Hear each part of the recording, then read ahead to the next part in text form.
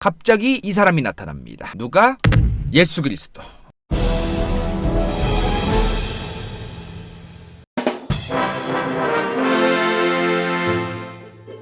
갑자기 이제 태어나가지고 유대교 쟤네 글렀다. 유대교 쟤네 유대인들은 쟤네는 신이 내려주신 메시아를 몰라보는 무지랭이들이다. 지들의 왕, 만방의 왕, 유대인들의 왕을 몰라보는 등신들이다. 요런 얘기를 하는 존재가 태어난 거예요. 이제 여기까지가 구약 성경의 내용이에요. 예수 탄생 이후에 이제 신약이 시작됩니다. 이게 유대교라는 종교에서 예수가 탄생하면서 기독교가 시작됩니다. 그러니까 유대교는 대부분 구약 성경 내용이고 구약의 플러스로 이제 신약 플러스해서 이제 예수 탄생을 기점으로 기독교라는 종교가 시작되는 거죠. 그리스도교. 그러자마자 당연히 이제 안 그래도 로마 제국에서 개 털리고 이제 막 저 터지고 이제 졸라 탄압당하면서 개기고 이제 버티고 있었는데 이제는 새로운 기독교라는 종교까지 나타나서 우리를 괴롭혀? 유대교인들 입장에선 짜증나는 거지. 그러자마자 이제 유대교인들이 예수 사이비 종교다 저거. 왜냐면 유대교의 구약 경전을 이용해서 플러스 본인의 말씀을 넣어가지고 만들어진 게 이제 기독교기 때문에 유대교 입장에선 사이비 교주 취급을 할 수밖에 없었던 거예요 당시에. 그러니까 이제 유대교인들 입장에서는 예수라는 존재는 빨리 없애야 할 존재, 사이비 교주, 빨리 없애야 할 존재였던 거죠. 그렇게 유대인들이 바로 그 유명한 본디오 빌라도에게 찾아갑니다. 찾아가서 이제 유대인들이 말하지. 예수 저 사람 죽여야 된다고. 사기꾼이라고. 속마음은 이제 이랬겠죠. 우리 유대교가 안 그래도 지금 힘든데 예수 탄생 이후에 유대교의 명맥이 끊기기 직전인 거야. 왜냐면 유대교 믿던 사람들이 이제 갈아타는 거거든 이제. 점점 예수를 따르고 기독교를 믿겠다고 이제 유대교에서 개종하는 사람들이 점점 늘어나는 거예요. 그러면 이제 유대교의 이제 뭐 제사장들, 목회하시는 분들, 그런 분들 입장에서는 어이가 없는 거지. 당시 본디오 빌라도가 예루살렘 주변 지역 총독 이었어. 이 양반한테 이제 가가지고 유대인들이 예수 저 인간 죽여야 된다. 사기꾼이다! 사이비 교주다 저 새끼. 왜 안 죽이냐고! 빨리 죽여야지. 본디오 빌라도 입장에서는 어이가 없는 거지. 아니 대뜸아가지고 뭐 죽이라고 하는데 아니 예수 저 양반이 뭐 사람 죽인 것도 아닌 것 같은데 그렇게 뭐 처형까지 해야 돼? 아니 뭐 그렇게까지 해. 그러니까 이제 유대인들은 안 그러면 반란이 일으킬 거다. 본디오 빌라도한테 예수를 처형하지 않으면은 반란을 일으키겠다고 협박을 합니다. 당시에 이게 얼마나 좀 말이 안 되는 소리냐면은 당시 로마 제국의 국력 정도면은 그 지역의 유대인들이 쿠데타를 일으키는 건 진짜 아무것도 아니거든요. 인구부터가 뭐 넘사벽이고 군사력도 넘사벽 뭐 말도 안 되는 거예요. 당시에 뭐 유대인들이 뭐 반란을 저지르겠다 뭐 난을 일으키겠다 이런 말은 콧방귀도 낄 일이 아니었던 거야. 근데 본디오 빌라도가 그 유대인들의 협박에 깜짝 놀라서 예수를 처형하겠다고 결정합니다. 왜 그랬을까? 본디오 빌라도는 공무원이었다.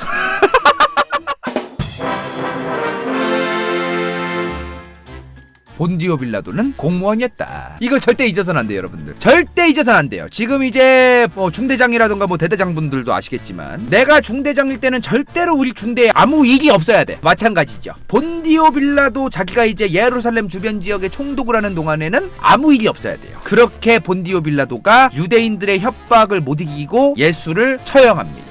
처형하는데 위에다가 이걸 적어요. 유대인의 왕. 저걸 왜 적었을까? 당시의 유대인들은 어찌됐든 로마 제국의 입장에서는 거의 가시 같은 존재예요. 눈에 가시. 어찌됐든 계속 로마 제국 피곤하게 하고 막 그런 세력이란 말이야. 즉 유대인들은 실제로 왕이 존재한다. 누구? 예수.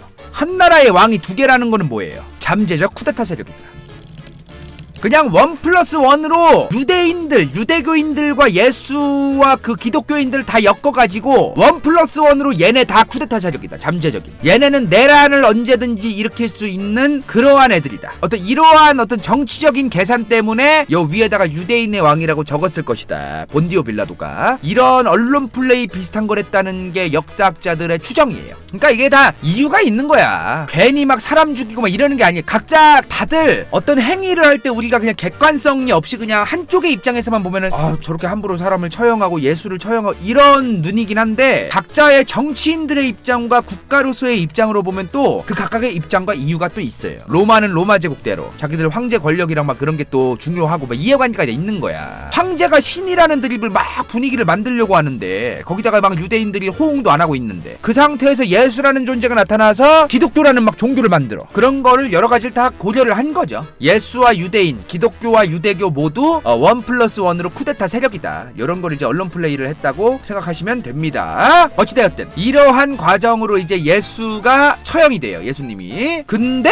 예수가 처형됐으면 기독교가 문제가 생겨야 되는 건데 유대인들이 로마 제국에서 대대적인 난을 일으킵니다. 이게 1차, 2차가 있는데 로마 유대 전쟁이란 게 있어요. 이게 뭐냐면 로마 제국에서 어찌됐든 신이 황제고 황제가 신이고 이런 개드립을 까고 있었으니까 당연히 유대인들을 개 차반 취급했겠죠, 그죠? 근데 이 개 차반 취급하던 게 계속 가니까 유대인들에 대해서 완전히 편협한 분위기가 만들어지는 거예요. 무슨 말이냐면은 이런 일이 있었어요. 로마 제국 사람이 살인을 당했어. 그럼 그 범죄자 새끼 어떤 새끼냐고 막 경찰들이 진짜 막 폴리스들이 막 수사 오지게 열심히 해주고 막 그랬어. 근데 유대인들이 살인을 당했어. 그러면은 로마 제국의 경찰들이나 군사들이 콧방귀도 안 끼는 거예요. 그래서 어쩌라고 나한테. 귀찮아! 죽들 말든 유대인들은 살인을 당하든 말든 귀찮아. 죽든 말든 아몰라. 요러한 게 있었던 거죠. 요런 게 너무 쌓이니까 유대인들이 계속 이런 거 참다가 이제 터진 거야. 그 터져서 이제 일어났던 전쟁이 뭐다?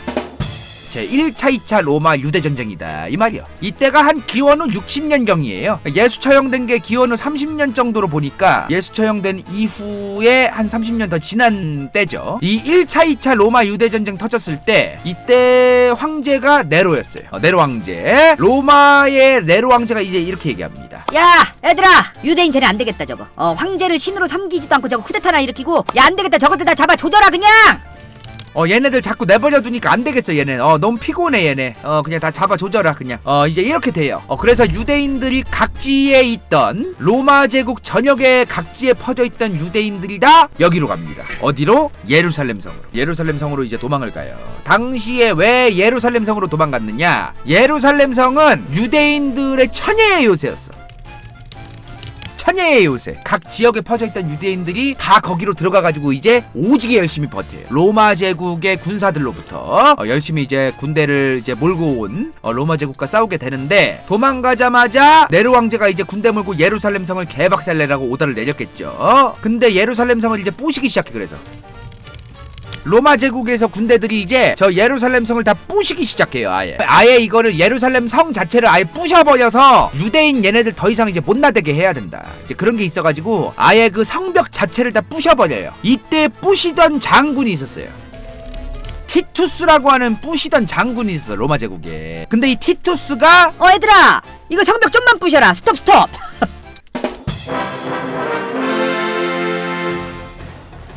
얘들아, 이거 성벽 조금만 부셔. 조금만. 이거 다 부시지 마 얘들아. 갑자기 이런 얘기를 해요. 티투스가 왜 그랬을까? 우리 로마 제국 장군 티투스를 비롯해서 우리가 그 천혜의 요새라는 예루살렘 성을 개박살냈다. 근데 개박살냈던 그 흔적이 여기 남아있는 거다. 기념으로 다 부시다가 말아요. 부시던 걸 다 부시면 이제 안 남잖아. 흔적을 남겨놔야 후대에 이제 그 어마무시했던 예루살렘 성을 우리가 부셨다라고 자랑할 수가 있잖아. 이제 반만 부셔. 반만 부시다 말던 성벽이 어디다? 통곡의 벽이다 이 말이야. 근데 이 재밌는 게 뭐냐면은 이 성벽 남겨두라고 했던 티투스가 나중에 왕이 됩니다. 성벽을 부시던 티투스 장군이 이제 성벽 다 부셔먹고 나서 로마 제국의 왕이 돼요. 얘가 이제 왕 되자마자, 황제 되자마자 유대인들을 10만 명 끌고 가서 노역을 시킵니다. 강제 노예처럼 완전히 그냥 뭐 노역을 시켜요. 그렇게 10만 명 끌고 가서 노역시켜가지고 지은 게 뭐다?